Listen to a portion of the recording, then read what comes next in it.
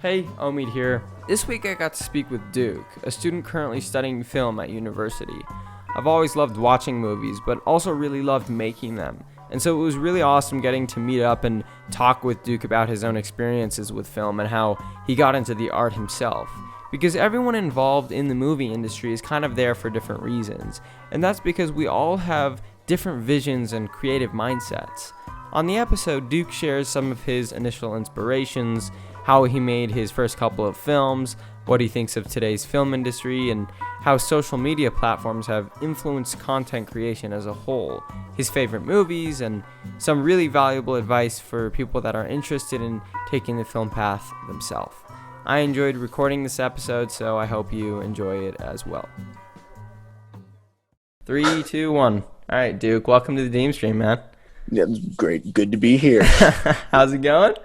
Well, it's all right as it can be. Yeah. Everything going well with the quarantine? Yeah, I mean, like I'm not quarantining so much anymore, just because I Right. started working. But yeah, I mean, Yeah, things are kind of easing off more for sure. yeah. So tell me a little bit about you. What's your story? Why'd you want to come on to Deem? Well, I mean, I just, I was like, what, I applied when there was like not as much to do again before I started working again. And I'm like, I just want to talk to somebody who's not immediate family or coworker. So just talking about what I love to do, filmmaking, film. Yeah, I mean that's stuff I talk about with my friends. Yeah. Yeah. So what about film was so intriguing to you? No, I know everyone kind of finds film interesting in different ways, and specifically people that actually want to do film. Like me, I kind of started in the whole special effects thing when I was like 6 or 7. So what about you? Yeah, well, I like my kind of introduction was, I mean, like I've always liked movies. Like, every kid has like, the same. Like for me, we had like the same 5 VHSs we'd watch for a long time. But like the thing that really got me into it was, so when I was younger, my family bought like the original box trilogy set of like the original Star Wars movies, and I remember watching it, and of course it's Star Wars, so of course I was like super stoked on it. But they had this extra DVD of like bonus features, and it showed like the making of, and like I was 6 or 7, and stupid as kids are, and like I didn't realize that like movies were made, and that was like an occupation. And so it's like Yeah. like it just totally opened this whole new world for me, and it's like yeah, like visual storytelling and like the ability to create like something out of nothing, and especially something with film, like yeah, it's audio visual, like it's much more tangible than like just visual art or like just music. So what style in specific was interesting to you? Was it kind of that fictional sci-fi kind of style at first, or what spoke to you most when you wanted to actually, when you realized you could actually create your own movies? I think at least in terms of Star Wars, what really got me stoked on it was like I mean, yeah, just the fact that like there was nothing in my immediate day-to-day life that really replicated, like, I mean, I think it's just the world building, like, just something so fantastic and so yeah, I mean, like, I think the scene that really got me was like the binary sunset, like just the ability to like create this like mise en scène and like this beautiful moment that could only exist in cinema, right? I mean, like you Right. could have, like for example, you could have painted it, you could have taken a photograph, or like you could have just had the score, but for all of those elements to sort of like come together, like I don't know, I found that really fascinating and really inspiring. So what was your own entrance into actually creating your own? Like how did you start? What was your first camera? What was your first film? How did you go about your first film? Well, so the first camera where I can like remember the actual like, it sounds silly to say model, but like do you remember those? It was like mid to late 2000s. Those like flip cameras, where it was like literally Where like kind you of, pull it out and it's yeah, like imagine like an iPhone, but it only shoots video, and there's this tiny little screen. Like it's super. uh-huh. You'll have to look it up. It's a super weird Okay. looking.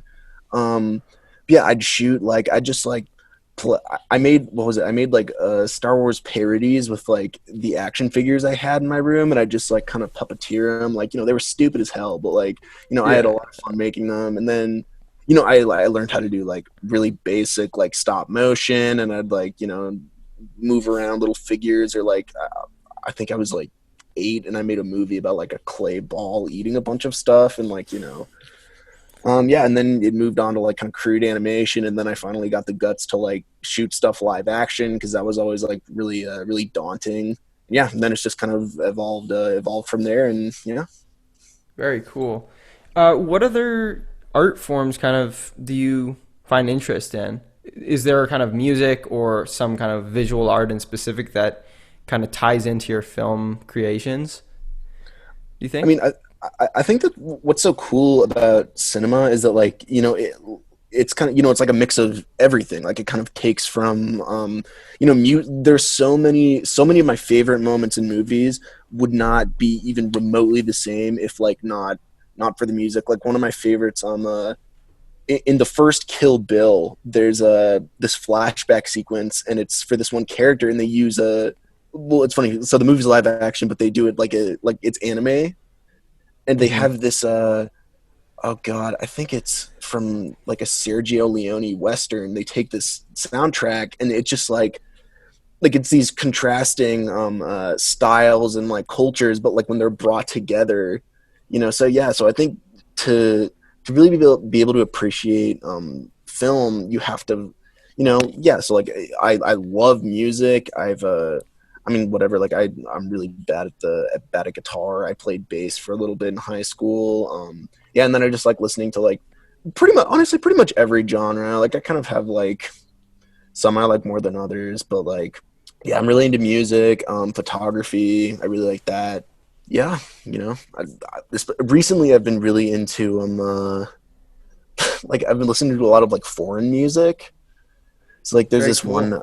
Well, yeah, well, it's fun because like I feel like once you open, especially in the U.S., like there's not necessarily. I mean, like some people, there's probably an aversion, but like I feel like it's just kind of daunting for people to like watch foreign movies or like listen to foreign Right. music, or But yeah, I don't know. I find it kind of fun. Like I feel like it's kind of like it's like a mystery box. Like there's this one dude, Ryo Fukui. He's like this Japanese jazz pianist, and I've been like doing a deep dive into his stuff, and it's like super cool. It's really Wow. cool. I've never heard so Japanese piano music. Or What it's like, like yeah, like Japanese jazz. oh wow, I've never heard of that before.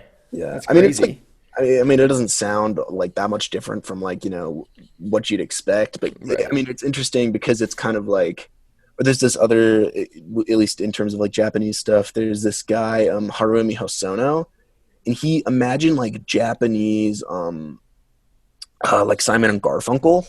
Uh-huh. So what's interesting is you have this like Eastern twist on something that's like Western in origin, and so like it kind of takes like the best elements of both cultures, or like both styles of music, and like kind of combines them. I mean, Awesome. yeah, just weird stuff like that. Just Yeah, yeah. So now you're at university, and you're studying film. Some people are a little scared to go into the film industry just because of how uh, lucrative it is and how difficult of a industry it is. And I think a lot of people know that. What made you want to, go into that industry? Is it for sure something that you'd like to do, or is that kind of a hobby? Or I mean, I think it's because like for a lot of my life, I kind of haven't, like I just haven't wanted to do anything else. Like I yeah, mean, I've kind of tried to, like, 'cause I've always known I've like wanted to go into a creative field, but like I've always just like come back to film. Like it's always been something that's drawn me, and you know and I think what's difficult now, or like what I think people are starting to realize, is that yeah, you're obviously talking about like the Hollywood structure that's like of course. been, yeah, Yeah. but what's cool, and I feel like especially with quarantine we've kind of learned this, is like since the world is so kind of interconnected, and frankly because of the internet, like you don't have to like work for like one of 5 studios in LA where it's like super, yeah, I mean because there's definitely people who thrive in that environment, and who yeah, and who like like I mean look at Marvel, right, or like Disney, like so like that there's a lot of money to be made there, and there's a lot of people that need to be that need to work in that area in order for it to function. But I feel like now entertainment, like you can kind of create stuff from anywhere.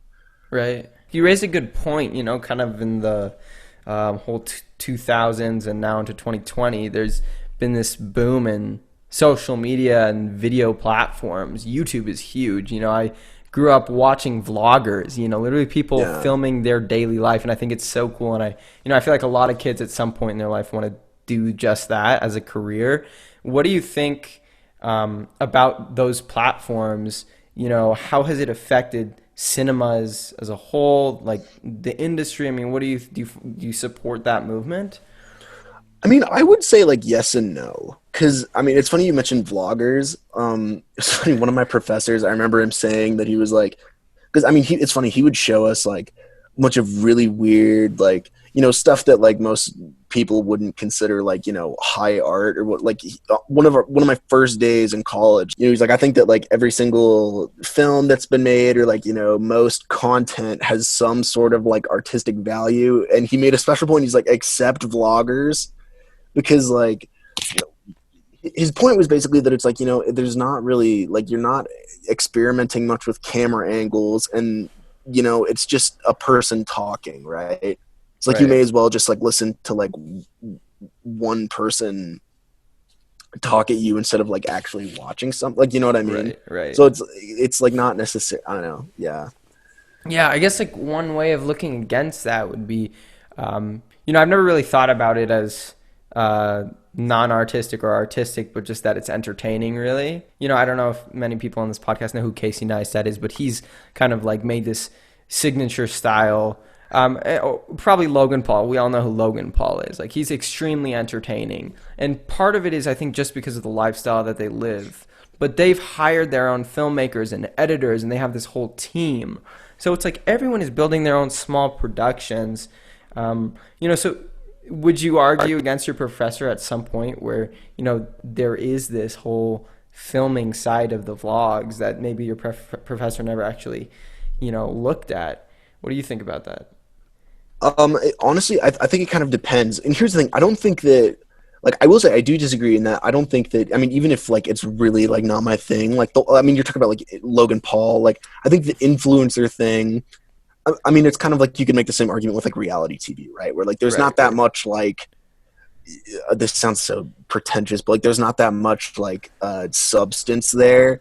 But like right. at the same time, it's entertaining, and somebody had to make creative decisions and be like, okay, we're gonna cut here, we're gonna do this, we're gonna have you at this angle, and like, you know, yeah, I think it's more like kind of like the talking head stuff where it'll be like, okay, like I'm just gonna like sit my computer here and just like talk at you for like 10 minutes. Yeah, I think that's kind of more what I would say. Like, I don't know if that. I think that's I don't know. I think there's a difference between content and like, or like content or pure entertainment and then like art. You know what I mean? right, right. And, and then there's like, I don't want to throw down these amazing indie filmmakers nowadays. Not even like these big Hollywood or even Parasite and producers like that. But Vimeo is this other, more artistic platform. And I've seen people there that really are artistic, not so much telling a story, but actually just making the screen something you like to look at, right? Um, so where do you find yourself in that spectrum? You trying to tell a story, or are you trying to show art? When you say art, what do you mean by that? I mean, again, this is like such a, you walk into a class on the first day and it's like, what is art? Like, I mean, everybody Right. kind of has a different, it was funny. I was actually talking to my friend today about something like, I think that the stuff, at least for me, that I like the most is something that you can tell, like, the purpose of making it isn't necessarily to be like, oh, I want this to be super popular and I want people to like it and to share it. It's more like, okay, I want this to be something like that's really awesome and that like I'm proud of. And I Right. think a lot of the times, at least, I mean, that's kind of like why recently I've like kind of been like a little iffy about like, again, like some of the like stuff Disney's been releasing and like some of the MCU stuff, because there's some of it that I'm like, oh yeah, you can tell that like with like you take like Black Panther versus like, I feel Endgame, right? I feel like Black Panther, there's like a singular person's vision, and they're like, okay, we're gonna make this something super unique and super fun, and like versus Endgame, it's kind of like, okay, like how do we appeal to like the largest group of people and like rake in the most money? Right. Um, but yeah, but on the other side of that though, it's funny you mentioned Vimeo. Like, I mean, I've seen so many student films where it's kind of like edgy or like like anti-establishment, but like for the sake of being that, you know what I mean. But at least in what I personally like to do, I mean, I feel like it's kind of like a mix of everything. I feel like you don't like you want to have like a certain level of I don't know, yeah, of like storytelling prowess, at least in terms of narrative film. But I mean, it also has to look good, right? Like, Right. like people, otherwise you just like read a book, or like listen to something. Uh-huh. So I think that in terms of like spectacle to substance, like there's just kind of a magic ratio. And for some movies, it's more than others. Like, there's this one film by this Danish director I really like. It's called Only God Forgives, and it got booed at Cannes when it premiered. But Really. I this is a controversial take, but I actually really like it because I'm like, well, here's the thing, right? Is that the story's kind of lacking and it doesn't make a lot of sense. But I think you can tell that the purpose is just to like be this like audio visual experience rather than like and I think that there's like that's valid. Like I don't think that that's I don't think that's an invalid way of experiencing media. Uh-huh. So what about I watched one of your recent films that you made called Quarantunes. What was the inspiration behind that? Was it something funny, just for fun kind of a thing, or like what made you want to do that? Well, I think for those, the reason I started doing those is because, like, I've been trying to do more live action stuff recently, just because, like, I'm like looking for work and trying to, further my career in quotes as like a young indie filmmaker. But I mean, yeah, just because of the quarantine, it's been really hard to shoot stuff live action. And so it gave me an excuse to kind of experiment with like crude animation and to just like write stuff that's like stupid and funny and like it's kind of a lot of it is just kind of like realizing shower thoughts. I feel Uh-huh. like that's kind of the way I've thought about it is I'm like I'll just have like a stupid idea for something and I'm like, well, what if I actually commit and like make that like a 3 minute short. Tell me, I'm making like I'm trying to make a short film for a legit short film for the first time with one of my friends this summer. And Oh, it's a nice. lot harder than people might think. Even coming up with a story, most people think of a story before even thinking of making a movie. But I right mean, now yeah. we're trying to actually Yeah. come up with a story, right? And we're trying to, because we just love making movies. What is your, kind of step by step, approach to actually making a movie from the beginning to the end? Like, what's it look like for you? Because it's different for every, producer.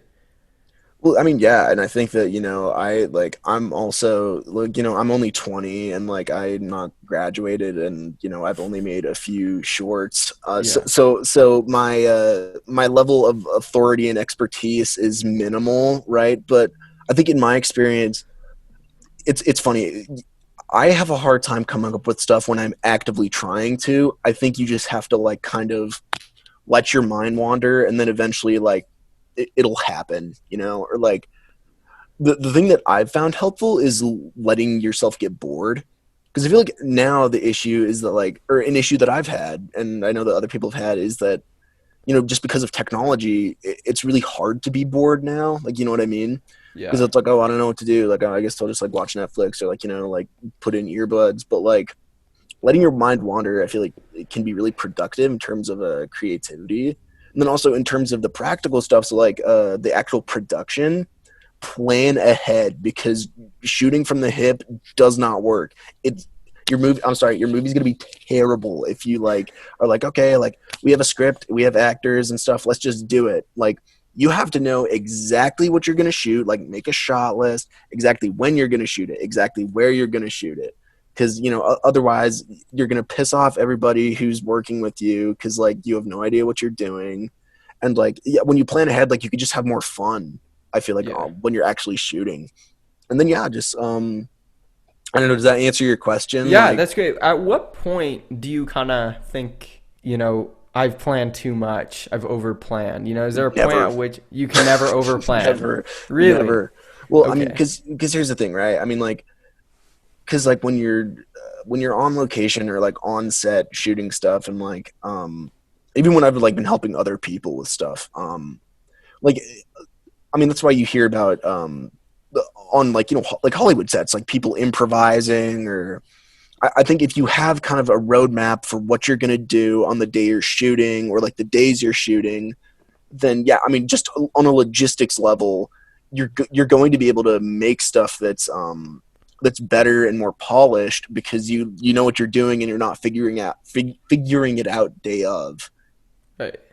So like, so for example, if you set up and you're like, okay, we're going to do these shots, like, and do them in order, and you know so like if you already have that figured out and you don't have to figure it out day of, then you could be like, okay, but like, what if we like angle this light this way, or like, we change the camera angle a little.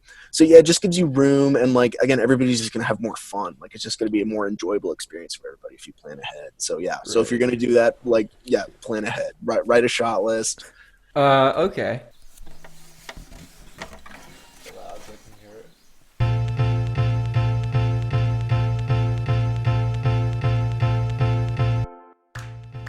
Hey, I just wanted to say a couple things about Deem and the Deem stream before we get into the next half of this episode.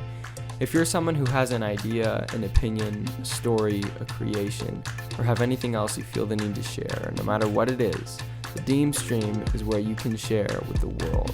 And the cool thing is, you can be any age, it does not matter. There are no strings attached, just a simple conversation with me that gets your voice out into the world. To apply, simply go to deemplatform.org, DEEM platform.org, and let me know what it is you have to share with the world. Alright, that's it. Back to the episode. I have another question, because I'm of course not even at film school. I've just made films for fun on my own with kind of little clips that I've recorded over time. All these movies that are made today, I mean, what do you believe is kind of the ingredient that makes a movie really good with this teamwork aspect? Because today every movie that's made is filled with teamwork. I mean, I think it kind of ties back a little bit to what I was saying earlier. I think it's just like passion for it. Like, I think if you're working on something, no matter what capacity you're serving, and you're not stoked about it, it's not going to be good. Like, that's just, it's as simple as that. It's not going to turn out the way you want it to. It's not going to be fun to work on it. So I think, like, in terms of, if you're looking for people to like help you out, I think you just got to find people who, I mean, even if it's not like, they're, not like their singular purpose in life, and it's not like they drop everything to work on your film. I think you got to find people who are at a minimum willing to help you and like kind of believe in your project, and are like, okay, yeah, like I'm down with that. I mean, that's why, like, I mean, I think unless it's like, hey, I just need you to like hold stuff, or like help me set stuff up, like, so unless you're like a grip or something, Right. which is not to say they're not important, but I'd say anybody at a creative capacity, I always try to show them like scripts or like concepts before I start working with them, or like, yeah. I mean, I think the big thing is just getting people on board. And if you're talking like big Hollywood movies, I think a lot of it's just money. At the end of the day, it's kind of like, I don't know, like, not to say that people aren't passionate about it, but it's like, yeah, like, I could get on board. Like, I'll make this look cool for like, however much they're paying me. Like, and I think a lot of it, to be fair, there's like, directors aren't in charge of everything. Like, for example, there's this one Hong Kong director, Wong Kar-wai, and the whole look of his movies is actually the result of his DP, Christopher Doyle.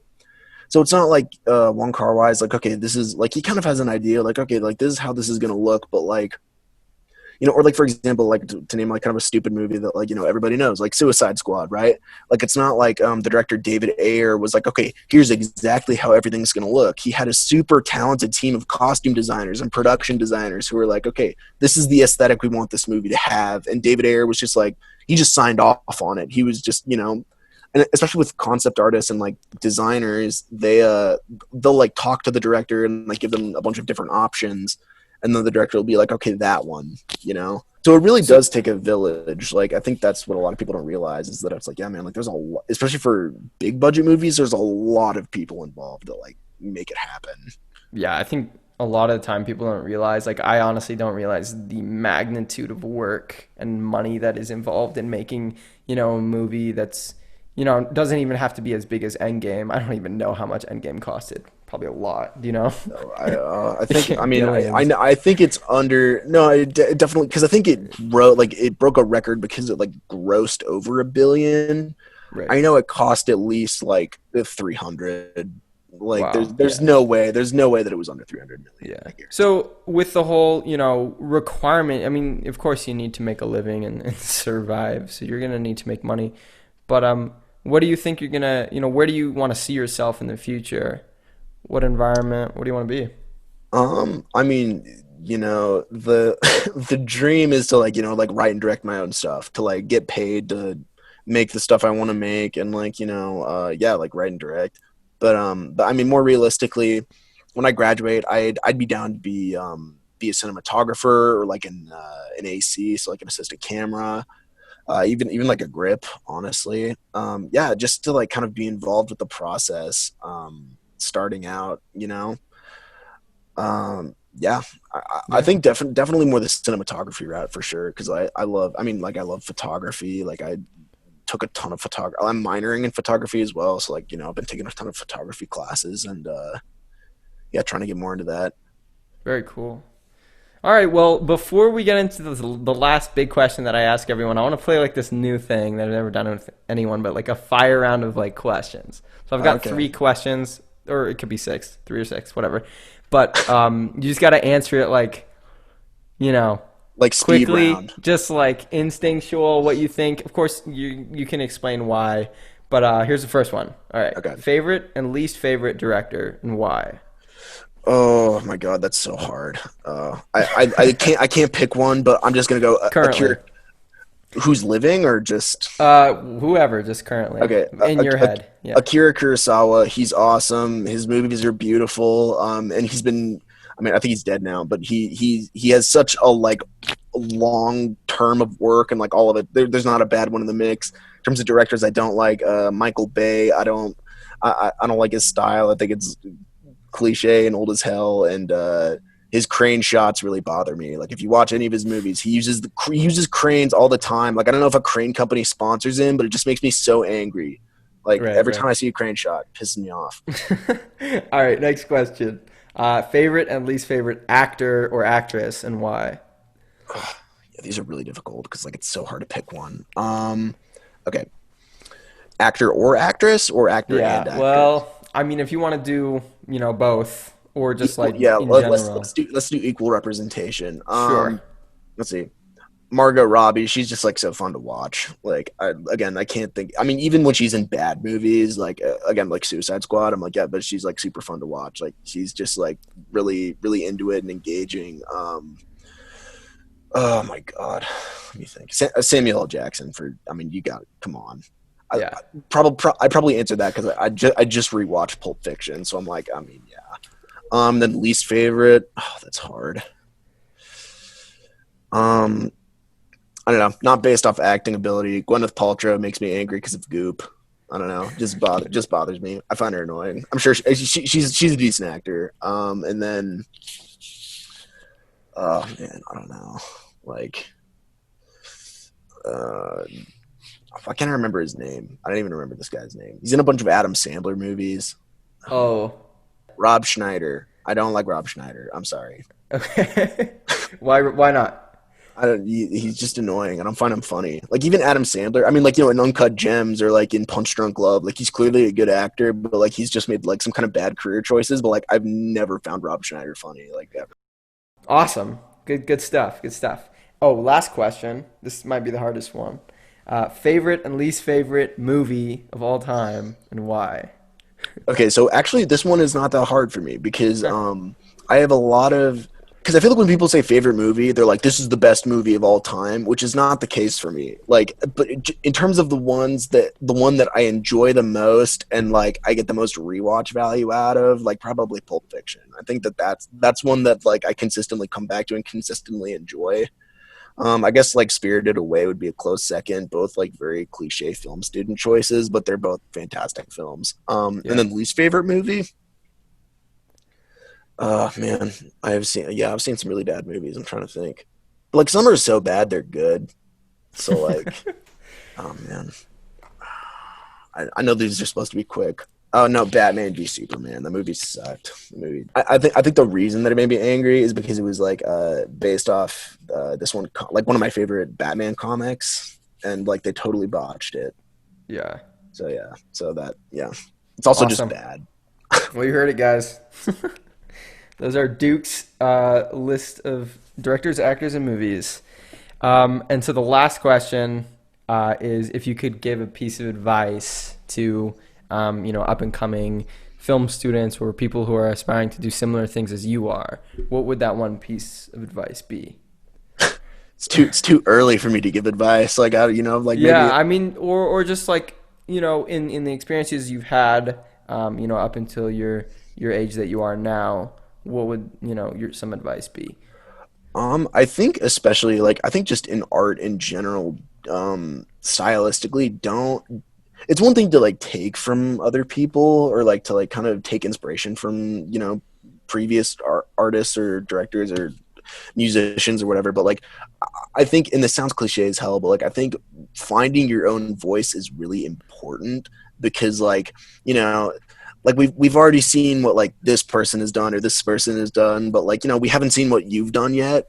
So like I think whenever I see, I mean honestly, even if I see something that I don't like but it's super unique, like I automatically like respect it a lot more because I'm like, you know what, this person is like really being true to themselves, and I appreciate that. So yeah, I think just being true to you and what you like, and yeah, also networking and being nice to people. Like it really amazes me how many people like don't realize like, hey, if you want to work with people, because like a lot of stuff is collaborative. It's like, yeah, like you should probably like be friendly and people will be friendly to you and they'll want to work with you. So yeah, that's probably what I got top of mind. Awesome, Duke. Thanks so much. Thanks for coming on to the Deem stream. Yeah, no You've been worries, man. great. Thanks for It's been having me. awesome. Do you want to finish off the episode? Do you know how to do that? No. Okay, you just say my name is Duke Ross and this is the Deem stream. My name is Duke Ross and this is the Deem Stream. Awesome.